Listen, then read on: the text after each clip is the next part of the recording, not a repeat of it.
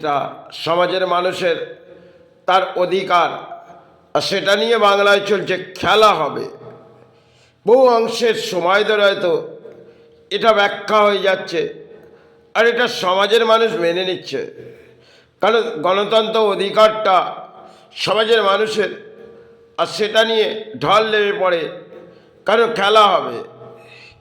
এবারে ভোটে যে খেলাটা মনে হয় কিছুই দেখতে পেলাম না, হয়তো খেলার মাঝে হার জিত তো হয়, খেতে এমনভাবে এসে খেলাটাকে মনে হয় রাজনীতির মাঝে একটা খেলা, যেটা আজকে নেতারা বহু সবাই আগে ব্যাখ্যা করেছে, সেটাকে স্তব্ধ করলে। কারণ নেতাদের ব্যাখ্যা যে খেলা হবে, এটা কোন অংশের খেলা জানি না, তবে নেতারা যেগুলো চিৎকার করে জনগণকে বুঝিয়ে দেয়, তার পরিণাম কিন্তু ভারত সেনা এসে সে কিন্তু বুঝিয়ে দিলেন।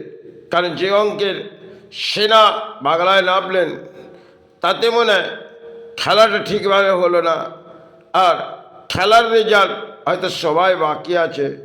তবে যে অংশে বাংলায় ভেঙে পড়েছে রাজনীতি, তাতে সবাই একটা সেনারা এসে সুরক্ষা করে গেলেন। জনগণ বুঝেই উঠতে পারলেন না যে কোন অংশের খেলা। এই নেতারা যে বহু সবাইদের আবির্ভাব করে যাচ্ছিলেন, আর তাতে কোন অংশের খেলা সেটা সমাজে ঘটলেন। কারণ সমাজে দেখবেন, আজকে দেখবেন কিছু বলিয়া পড়ে নেয়। আর আমরা খেলা দেখতাম একটা সময় ক্রিকেট, সেটা হয়তো একটা মাঠের মাঝে গিয়ে, আজকে ময়দানে গিয়ে দেখব সেখানে নেতারা চিৎকার করে গেছে করোনাকালে, কারণ খেলা হবে। করোনাকাল একটা বিশ্বব্রহ্মাণ্ডের লড়াই, সেখানে রাজনীতির নেতারা উন্মাদ হয়ে পড়লেন, বড় অসাধারণ হয়তো ব্যাখ্যা বললেন, আর সমাজ সেটা গ্রহণ করলেন। কারণ এই পরিস্থিতিতে বাংলা যে জায়গায় চলে এসছে, এখানে ধর্ম নিয়ে রাজনীতি, আর ধর্মকে হিংসাবৃদ্ধিরভাবে সনাতন ধর্মকে জানা, এরা যে পরিস্থিতির মাঝে হাঁটছে, তাতে একদিকে ইসলাম নিয়ে ব্যাখ্যা করছে, আর একদিকে সনাতন ধর্মকে আঘাত দিচ্ছে। তবে যাই করে থাকুন না কেন, যে অংশের পাপ করবে সে তার বিচার আজ নাহলে কাল পেতে হবে।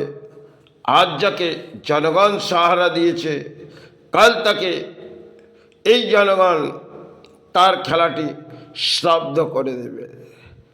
এটা আমরা চিন্তা করি না। যে অংশের বলিগুলো আবড়ে যাচ্ছি বাংলায়, সেগুলো সবাই ক্ষেত্রে আমাদের দানপত্র জীবনে কখনো দেখবেন কোনো দশা এলে আমাদের দানপত্র জীবনটা বড় দুঃখের ছায়া এসে যায়।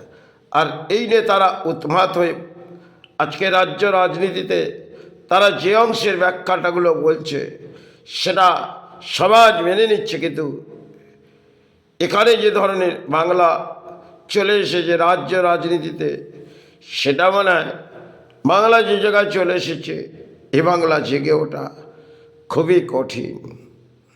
তবুও একটা উপায়, সেটা আজকে সেনারা করলেন, সেটা হয়তো বাংলার সৌভাগ্য দেখালে। বাংলার যে পরিস্থিতি দুর্ভাগ্য নেমেছিল, তাতে সেনা এসে রক্ষণাবেক্ষণ করে, আর কিছু ক্রাইম এসে সেগুলোকে স্তব্ধ করলেন। কোনো খেলা যে মাঠের মাঝে হয়, সেটা তো আমরা দেখতে যাই। এবার নেতাদের পরিস্থিতিটা কোথায় এলো, সেটা আমরা বুঝে উঠতে পারবো না, কারণ সময়ের অপেক্ষা দেখতে হবে।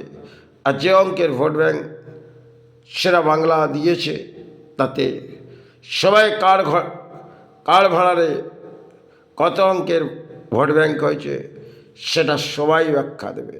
তবে যে ব্যাখ্যাগুলো বাংলায় চলছিল, সেটা উন্মাদ হয়ে, তবে এই পরিস্থিতিতে দেশের লড়াইটা রাজনীতির মাঝে যেটা চলছিল, সেটা সেনা এসে কিছুটা রক্ষণাবেক্ষণ করলেন।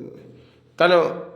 তারা বুঝে উঠলেন সে গাছের ডাল কেটে কিছু হবে না।